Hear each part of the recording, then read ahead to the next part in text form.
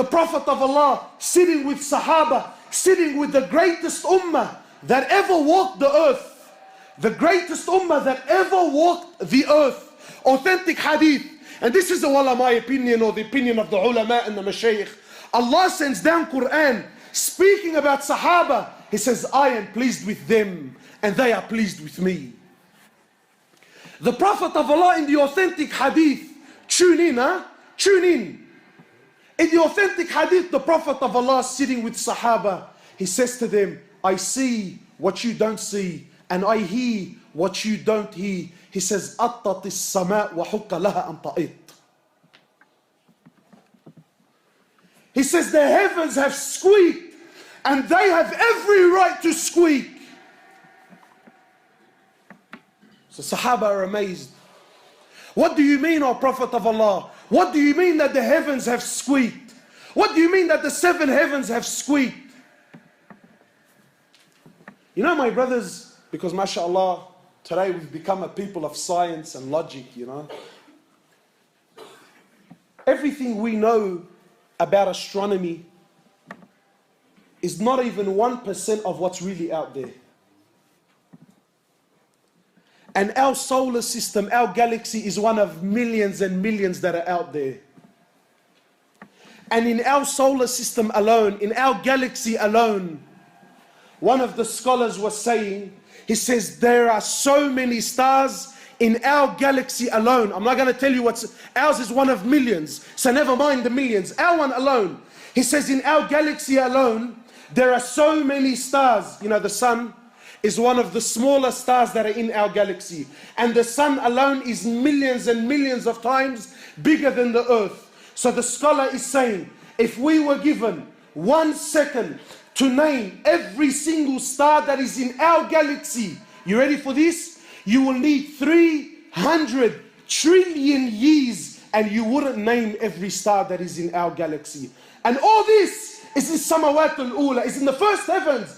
The Prophet of Allah is saying the 7 heavens have squeaked and they have every right to squeak. Why? Why, O Prophet of Allah? Why have they squeaked? You know, sometimes you put a lot of weight onto something, so it starts making noise, it starts giving way because it can't carry the load. The Prophet of Allah says the 7 heavens can no longer carry the load. The load of what? He says, مَا فِي مَوْضِعَ أَرْبَ أَصَابِعَ. There isn't room in all these heavens for 4 fingers except there is an angel in prostration to Allah. And you think Allah needs your money on the way out, huh? You think Allah cares whether you pray or you don't. There isn't room for 4 fingers in all the heavens except there is an angel in prostration to Allah. Angels, from the moment they're created to the moment they stand before Allah, one continuous sajda. They never did anything else. One continuous sajda for billions of years. Yet when they stand before Allah, they say, oh Allah, forgive us. Forgive us, Ya Allah, for we did not give haqq to your ibadah. We didn't give rights. We didn't worship you the way you should be worshipped. And you and I think that Allah needs us. People walking around with a big chip on his shoulder, with an attitude. My brothers, Allah Azza wa Jal doesn't need anyone. Allah doesn't need anyone. In the hadith Qudsi, in the authentic hadith, Allah Azza wa Jal, He says, Ya ibadi, are my slaves. Every single one of you is hungry except whom I feed. Every one of you is hungry except whom I feed. Today when you go to buy a meal, you think, I bought this meal. No, you're wrong. Allah fed you. So people start looking at their meals and he starts having pride and arrogance. That I don't eat this and I don't eat that. I only eat specific foods. Brother, it's Allah that feeds you. Allah says, oh my slaves, every one of you, with the exception of none, every one of you is naked except whom I clothe. Today the brother buys a Gucci hat or a Louis Vuitton bag. Allahu Akbar, but you can't give him salams anymore.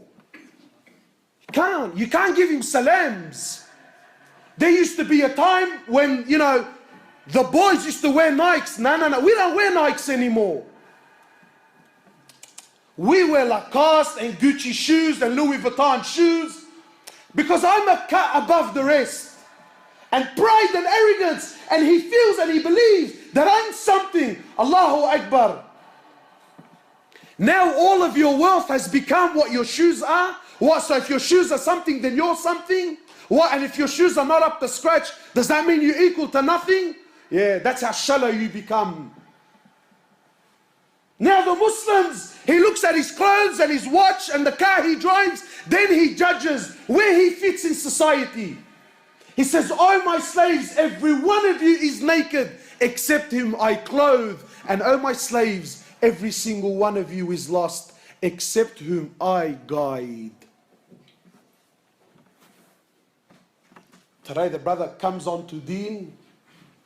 Now he starts looking at everyone. These people are kuffar, these people are lost, these people are going to hellfire. Allahu Akbar. Allahu Akbar. Who died and made you the Prophet, man? The Prophet never did that. Every one of you is lost except whom I guide. Allah doesn't need anyone. Anyone. Don't ever think, my brother. People now walking around, Allahu Akbar. The brother goes to Hajj. When he comes back, you can't call him Muhammad anymore. It's Hajj Muhammad. Brother, I've been to Hajj. So please, if you don't mind, you call me Hajj Muhammad. Really? Really? What, you think that because you performed Hajj, that you're equal to something now in Allah's eyes? Is this the arrogance you have with Allah? And people get upset. Brother, I didn't spend $10,000 and sacrifice my family for 4 weeks only to return and you call me Muhammad. That's Hajj Muhammad.